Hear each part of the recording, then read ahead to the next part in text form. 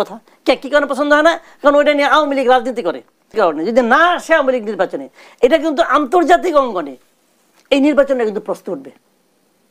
তখন বলা হবে যে আওয়ামী লীগের মতো একটা বড় দলকে তোমরা নির্বাচনে আসতে দেও নাই। সমস্যাটা হবে কোথায়? সমস্যাটা হবে যে সরকার যখন এই সুপারিশগুলো নিয়ে পলিটিক্যাল পার্টির সঙ্গে বসবে, কবে বসবে? বসবে ফেব্রুয়ারিতে। আচ্ছা, ফেব্রুয়ারিতে যদি বসা শুরু করে, আমি হাইপোথেটিক্যালি ধরেন আপনি পলিটিক্যাল পার্টি কারা? বিএনপি তো সবচেয়ে বড় পলিটিক্যাল পার্টি এখন, যে পলিটিক্যাল পার্টিগুলো আছে তার মধ্যে কোনো সন্দেহ নেই বিএনপি বড় পার্টি। জামাত তো মোটামুটি বড় আছে, এরপর বাদ বাকি সব খুচরা পার্টি। তো বিএনপির সঙ্গে আলোচনা হবে।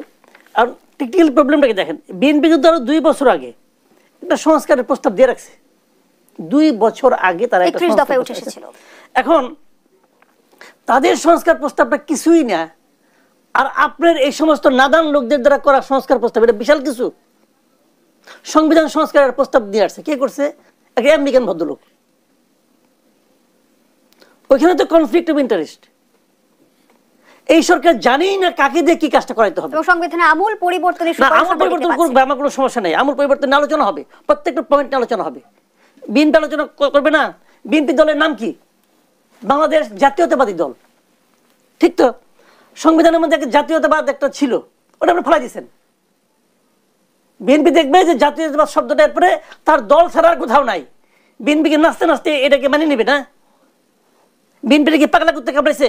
সে সঙ্গে বাদ দেওয়ার সুপারিশ করা হয়েছে সমাজতন্ত্র, ধর্মনিরপেক্ষতাবাদ। ধর্মনিরপেক্ষতা বাদ দিয়েছেন, বাদ দেন। তাহলে রাষ্ট্রধর্ম নিয়ে কি করছেন বলেন তো দেখি? রাষ্ট্রধর্ম বাদ দিয়েছেন? এই প্রশ্নের জবাব দেখ না। ওখানে যে আপনি আপোষ করছেন ওটার সম্বন্ধে কিছু জানি না, কিন্তু কেউ কিছু বলে না।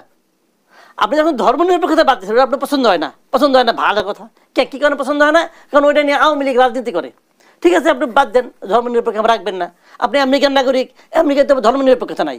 আমেরিকা বলা হয়তো যে ওই ট্রাস্ট অন গড, হ্যাঁ ওরা তো বলে। তো আপনি ওই গডের ফর্মুলা নিয়ে আসছেন আমেরিকার থেকে, ওদের স্বার্থই তো আপনি উদ্ধার করতে আসছেন এখানে, তো নিয়ে আসছেন, ভালো কথা। তা রাষ্ট্র ধর্মটা বাদ দিলেন না কেন?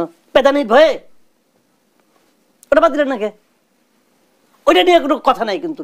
তো এইগুলি হলো কি জানেন, কতগুলি মানে আপনি কি বলবো এটাকে, মানে মতলবী সংস্কার হচ্ছে এগুলো। সেখানে এই আলোচনা হচ্ছে যে সংসদ নির্বাচনে প্রার্থী হওয়ার বয়স 21 বছর, বিশেষ করে অনেক প্রস্তাব দিলে মনে করেন আপনার 50টা প্রস্তাব আছে, ধরেন আপনার 50টা ভালো ভালো প্রস্তাব আছে, হোক না, তাতে কি আছে? 2টা খারাপ প্রস্তাব আছে, ভন্ডল হয়ে যাবো। এবং 2টা কোন জায়গায় খারাপ? আপনি আমার নখ কিভাবে ফাইল করবেন এটা নিয়ে আলোচনা করেছেন, চুল কিভাবে কাটবেন এটা নিয়ে আলোচনা, সব ঠিক আছে, কিন্তু চোখ তুলে ফেলাবেন মানবো? মানবো? তো আপনি তো জাতীয়তাবাদ বাদ দিয়ে দিচ্ছেন ভাই। বিএনপি কিভাবে মানবে আমি জানি না। যদি বিএনপি মানে তাহলে বিএনপিকে বলুন বিএনপি উদারতম দল পৃথিবীতে। ওর দল হলো জাতীয়তাবাদী দল, ও কয়েক জাতীয়তাবাদ নাই, ওই কি জাতিতে হয়ে গেছে আর জাতীয়তাবাদ নাই। কি জাতি বানাইছেন দেখতেছি না? আদিবাসী নাকি মারামারি হইতেছে, অলরেডি শুরু হয়ে গেছে, এটাই তো থামাইতে পারলেন না। বড় বড় কথা বলে ভাই, এইগুলি নিয়ে অনেক ঝামেলা। আপনি দেখেন একটা জিনিস বলি আপনাকে, আমি একটা নির্বাচন ব্যবস্থা সংস্কারের ব্যবস্থা করছে। আচ্ছা, ওখানে আমি একটা ছোট্ট একটা পয়েন্ট ধরি আপনাকে। আমরা বললাম যে এই যে স্বতন্ত্র যারা প্রার্থী হচ্ছে, স্বতন্ত্র প্রার্থীদের 1% ভোটারের স্বাক্ষর সংগ্রহ করতে হয়। এটা কঠিন কাজ কি কঠিন কাজ সেটা অন্য আলোচনা, কিন্তু বেসিক যে পয়েন্টটা, এই যে 1% লোক যে আপনাকে স্বাক্ষর দিবে, তাহলে ওই 1% লোকের ভোটের গোপনীয়তা নষ্ট হলো না? আপনি আমাকে বলেন, আমি এখন ওনার পক্ষে স্বাক্ষর দিলাম যে উনি স্বতন্ত্র প্রার্থী, উনি আমি চাই উনি প্রার্থী হোক, তাহলে তো বোঝাই যাচ্ছে আমি ওনাকে ভোট দিব। সবাই তো আমাকে বলবে তুমি তো ওনাকে ভোট দিবা, তো এটা কি আমার গোপনীয়তা নষ্ট হলো না? হলো তো। এখন তারা কি করছে, এটা বাদ দিয়ে কি করছে, 500 লোকের স্বাক্ষর লাগবে। 500 লোকের স্বাক্ষর লাগবে, আবার হলফনামা দিতে হবে। কেন দিতে হবে হলফনামা? কেন 500 লোকের স্বাক্ষর লাগবে? কেন একজন স্বতন্ত্র প্রার্থী হতে পারবে না? কেন পারবে না? ব্যাখ্যাটা কি? কোনো ব্যাখ্যা নাই। ওই তাহলে সবাই প্রার্থী হবে। সবাই প্রার্থী হলে আপনার সমস্যাটা কি? আপনি টাকা প্রার্থী হবে? আপনার প্রবলেমটা কি? কারণ একটাই, কারণটা হলো আওয়ামী লীগকে নির্বাচন থেকে দূরে রাখতে হবে। তো একটা সংস্কার আপনি করবেন, আমার আওয়ামী লীগের মধ্যে কোনো প্রীত নাই, কিন্তু আওয়ামী লীগ নির্বাচন করতে না পারলে আমি খুশি হই, এই দলে অনেক আকাম কাম করছে, এটা ব্যাপার না। কিন্তু আমার কথাটা হলো কি, আপনি একটা দলকে নির্বাচনের বাইরে রাখার মতলব নিয়ে যদি একটা সংস্কার কমিশন করেন, কমিশনের রিপোর্ট প্রণয়ন করেন, আপনি কি কেবল 2025 অথবা 26 নির্বাচনকে সামনে রেখে করতেছেন? তা তো না। এটা তো আমাদের দেশে যুগ যুগ ধরে চলবে। আপনি এমন একটা কমিশন করছেন যে এই পরামর্শ, এই উপদেশ, এই আমরা অনেক বছর ধরে চালাবো। তো তখন যখন আওয়ামী লীগ ক্ষমতা আসবে, আওয়ামী লীগ করবে, মুখ করবে, তখন কি হবে? কিন্তু কেউই ছাত্রদের কাছে বিরাগ ভাজন হইতে চায় না, মুখের উপর চায় না। আবার তারা আওয়ামী লীগকে চায় কেন সেটা আমি বলি।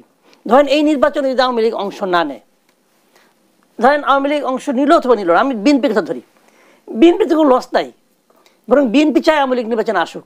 কি কারণে চায় সেটাও বলি। বিএনপি জানে এই নির্বাচনে যদি আওয়ামী লীগ আসে, আওয়ামী লীগকে এই দেশের মানুষ প্রত্যাখ্যান করবে, মর্মান্তিকভাবে আওয়ামী লীগ পরাজিত হবে এই নির্বাচন। এই দেশের মানুষ এত তাড়াতাড়ি ভুলে যাবে এটা ব্যাপারটা, ঠিক আছে? যদি বিএনপি চায় আওয়ামী লীগ আসুক এই কারণে, যদি না আসে আওয়ামী লীগ নির্বাচনে, এটা কিন্তু আন্তর্জাতিক অঙ্গনে এই নির্বাচনে কিন্তু প্রশ্ন উঠবে। তখন বলা হবে যে আওয়ামী লীগের মতো একটা বড় দলকে তোমরা নির্বাচনে আসতে দেও নাই। এই প্রশ্ন উঠবেই উঠবে, কেউ ফিরতে পারবে না। ওই ছাত্ররা হাজার চিল্লাচিল্লি করলে এটা ফিরবে না। আমেরিকার মতো বলবে, ইন্ডিয়ার মতো বলবে, সবাই বলবে, ইংল্যান্ডও বলবে, সবাই বলবে। কাজে আন্তর্জাতিক অঙ্গনে ভাবমূর্তি রক্ষার জন্যই আওয়ামী লীগকে নির্বাচনে আসতে দেওয়া উচিত। এবং আসলে পরে আওয়ামী লীগ তো মিজারেবলি রিজেক্টেড হবে বাই দ্য পিপল। এইটা হলো আওয়ামী লীগের জন্য প্রকৃত পরাজয়। আওয়ামী লীগকে নির্বাচনে আসতে না দেওয়া কোনো বাহাদুরি না, এটা বরং এক ধরনের ফ্যাসিবাদী আচরণ। যে যাই বলুক রে ভাই, ওই যুক্তি আমি বহু শুনছি, অনেক কথা বলে, ওই যুক্তি ওই পাল্টা যুক্তি হাজারটা আছে। কারণ আপনি কথা কইতে দেন না, আপনি একলাই কন, তখন তো যুক্তি আপনি জোরে শোনা যাবো। এটা আওয়ামী লীগও করতে, এই কাজ আওয়ামী লীগও করতো, 14 সালে করছে না? তারা কেউ আসে না, আমরা কি করবো, অমুক করবো, তমুক, এই সমস্ত ডায়লগ বহুত শুনছি। কিন্তু নির্বাচনে সবাইকে আসতে দিতে হবে। কে থাকবে কে থাকবে না, কোন দল টিকবে কোন দল টিকবে না, এই সিদ্ধান্ত নেওয়ার এখতিয়ার একমাত্র দেশের জনগণের আছে, আর কারো নাই। ওই আলাপ করে লাভ নাই। এবং সেটাই হবে কেন আমি বলি আপনাকে। কয়েকদিন আগে গভর্নমেন্ট কি বলছে, কোনো দলকে নিষিদ্ধ করা তাদের কোনো অভিপ্রায় নাই বলছে। তো তাহলে আপনি আওয়ামী লীগকে নিষিদ্ধ করবেন না। যদি নিষিদ্ধ না করেন, নির্বাচনের বাইরে কেমন রাখবেন? আর একটা হতে পারে যেভাবে জামাতকে নির্বাচনের বাইরে রাখতো, নিবন্ধন দিল না, নিবন্ধন না দিলেন তখন তারা স্বতন্ত্র ইলেকশন করবে।